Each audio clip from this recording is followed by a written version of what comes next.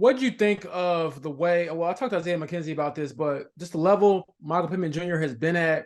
Um, when they know the ball is probably going there and he still does it. You've been around great receivers. What is that like to have that in an offense and to see him just dominate? Yeah, man, it's great when the ball's in the air, and as a coach, your confidence level's really high. Gosh, he's coming down with this, or he's going to be right where he needs to be. The ball's going to be right where it needs to be, and knowing Pitt, there's going to be some yards after catch in there too. It's great to have Pitt having the production he's having. It's really helping our offense. It's been big for us to, you know, sometimes we're able to rely on some completions to Pitt, whatever part of the field we're throwing them in, to sort of move the chains and keep the thing going, keep the drives going. And he's made a ton of big plays along the way as well. So been good to see, and we need some more from him. We need some more from everybody. Got a good stretch coming up here in December. It's a fun time to play meaningful football, and we've earned that right. But we got to keep doing it. We got to keep playing, good ball and find ways to win these games. They're just going to get harder and harder. So excited for, the season Pitt's putting together, and looking forward to a little bit more. JJ? Jim Bob, how much does having the protection you guys have got up front open up different areas of the playbook and different things you can put on Shane's menu week to week? It's a big part of the pass game. It only gets usually mentioned or brought up when something happens in a negative manner, right? In this league, when somebody gets beat or you give a sack up, or maybe the blitz plan, you didn't quite figure out one of those blitzes. But our guys up front are doing a really nice job protecting. It's a big, like I said, big part of the game, and every week's a new challenge. Gosh, different great players in different positions, and different defenses deploy them in different ways and do different things with blitz patterns. And we've played a few different guys up front, and those guys have done a great job being on the same page, communicating and stepping right in and having success. So I know Gardner sure is happy to have that nice protection. And just like we talked about with Pitt, the guys are doing a really nice job up front. We're excited about the year the offensive line group is putting together, but got a big stretch coming up. We're going to need more of that, So looking forward to trying to keep that going against another good challenge. Say it every week in this league, because it's true every week in this league. There's some really good players on this Bengals defense, and we got to prepare for their scheme. And I know our guys up front are excited for the challenge, but like I said, every week's a little bit different. So see if we can't put together a good plan. Raven? Go ahead. So starting off offensively, finally, we get to see a big game from Alec Pierce. The coaching staff was talking about how it was bound to happen. It happens this Sunday, has 3 catches for 100 yards. Just what is it about his skill sets that helps differentiate him from the rest of the receiving core? Yeah, good question. Alex been earning that big day all year, and we were really excited. He got those opportunities and made the most of them. Alex really able to stretch a defense. I think he can do a lot of different things well. But if you're a defense trying to figure out Alec Pierce, you better make sure he doesn't run by you. And Alec did a great job of just rolling on some of those routes, running really nice routes. And that'll feed into the rest of the game. Everything will become a little easier once a defense is threatened deep.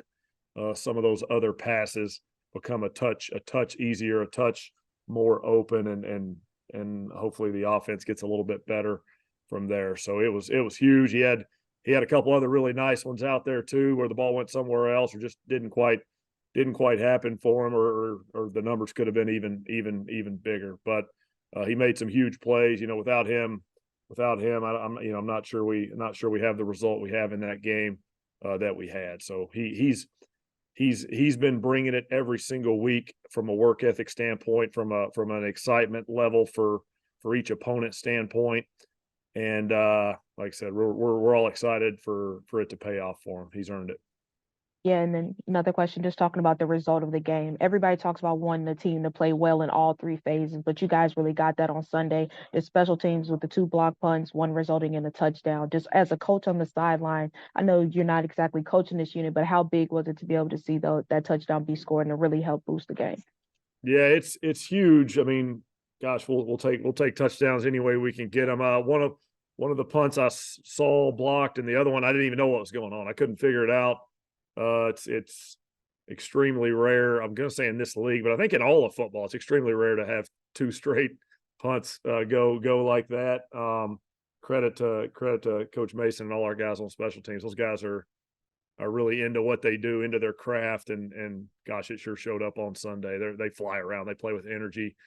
We sure do appreciate the points that resulted out of that and the field position that resulted out of that. And it's a team game.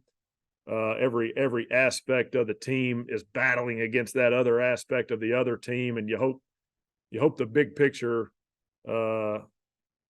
ends with your team having a few more points than the other team, and we did that Sunday. It wasn't the prettiest of all time, but gosh, we got it done, and our guys are fighting and scrapping, and we keep finding a way. And like I said, the challenge will continue to get bigger as the games get bigger, and that's what happens late in the year, which it is an exciting challenge. That's what we're in this thing for. So looking forward to it. Yeah. Jim Bob, we've talked to Reggie about how he's talked to Alec about you have to be patient. Reggie pointed out how early in his career, because of Marvin, he didn't get a lot of work. But I'll put this the wrong way, but him not being more involved through the first part of the season, was that more a you guys problem or an Alec problem? I mean, you know what he can do. Has it just been hard to put him in spots to make consistent plays or not?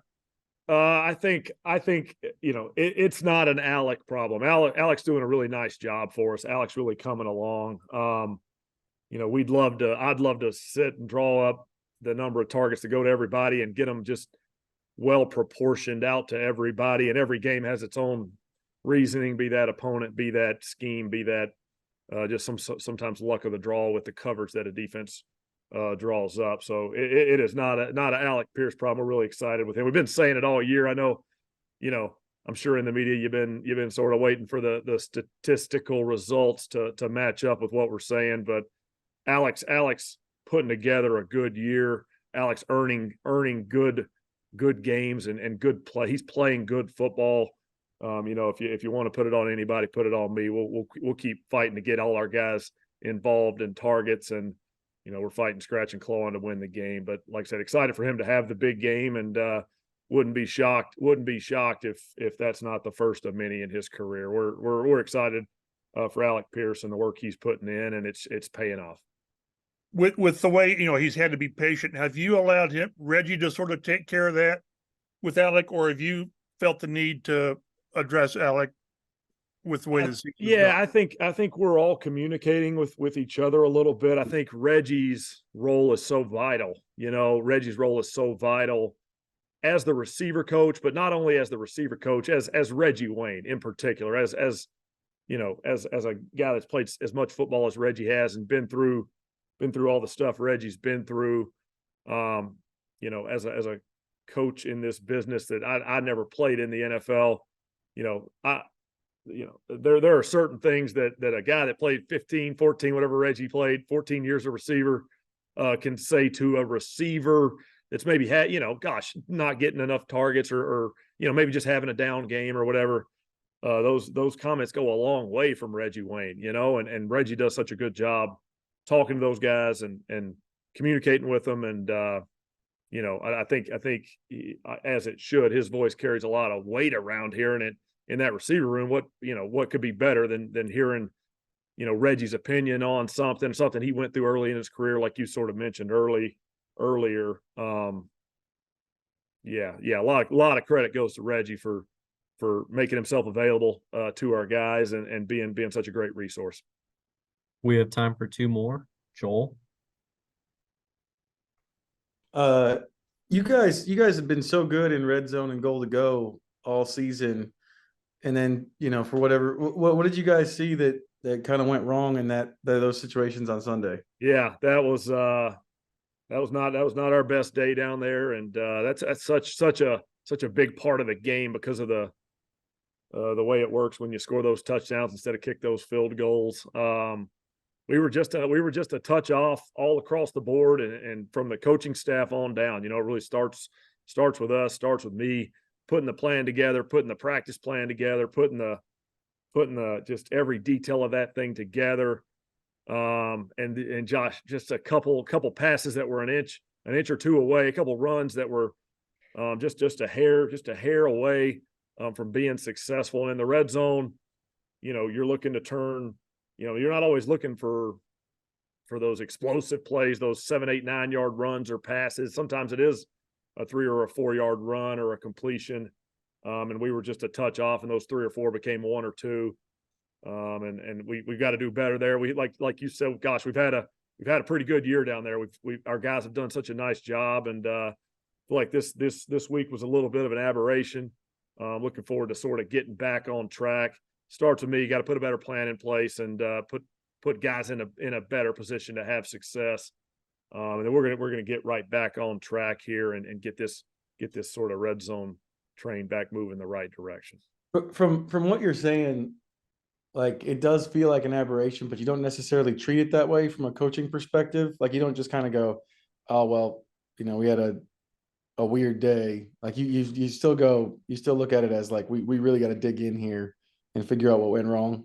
Yeah, I'm looking at it like I've got to dig in myself. I've got to improve my process. And I think, you know, anytime you have a result that's not quite to the level you want it to be, and this game is lucky enough to provide you with a lot of different areas of the game. You're usually going to have something at the end of the game you don't think you did as well as you'd like to. You need to go take a look back at that thing and make sure you're doing sort of the best job you can do there, and sort of see maybe what did I do last week, or what did we do last week that we can improve the process of, or sort of get ourselves back on track if we tried something different or any of those things. So yeah, we're self-evaluating. I think that's really important in this business, not to sort of rest on your laurels and all shucks and we'll get them next time. You know, gosh, let's take a look at what happened and make sure that we know sort of how we can get that thing back to where we have our standards for that. So guys have done a nice job this year in the red zone, and like I said, we'll try to do a really nice job here behind the scenes of improving what we're doing and sort of get right back on track, get that thing back the way it needs to go. Last one, Kevin. Jim Bob, I know you've answered a lot about Alec today. You guys pretty much play him every snap. Like, he hardly ever comes off the field. And yet, you know, it's not a 70 catch guy. What is it about him outside of the box score, just catches and yards, that he does for you that wants you guys to play him every snap? Yeah, he's you know, extremely reliable out there. He's a great teammate, leader, you know, around the sort of play in, play out. You can count on Alec sort of being thrown in different roles and executing those roles. And then, you know, I think if we've talked enough about all the stats and targets and stuff today, but I think if you're a defense, you do need to know where Alec Pierce is, and that has value even when the ball's not going to him, right? If you got to make sure, you know, Alec doesn't make one of his big catches or really hurt the defense with a big play, if you got to do a good job of doing that as a defense, sometimes that helps other aspects of the game have a little more success. And Alec has done such a nice job of sort of getting himself in just unbelievable, you know, physical shape where he could just go every single play. He goes and he goes and he goes and he goes. You know, it's rare to, you know, a lot of receivers in this league, gosh, you run down the field, you run a couple times down the field in a row, you're taking a play or two off, maybe more than that.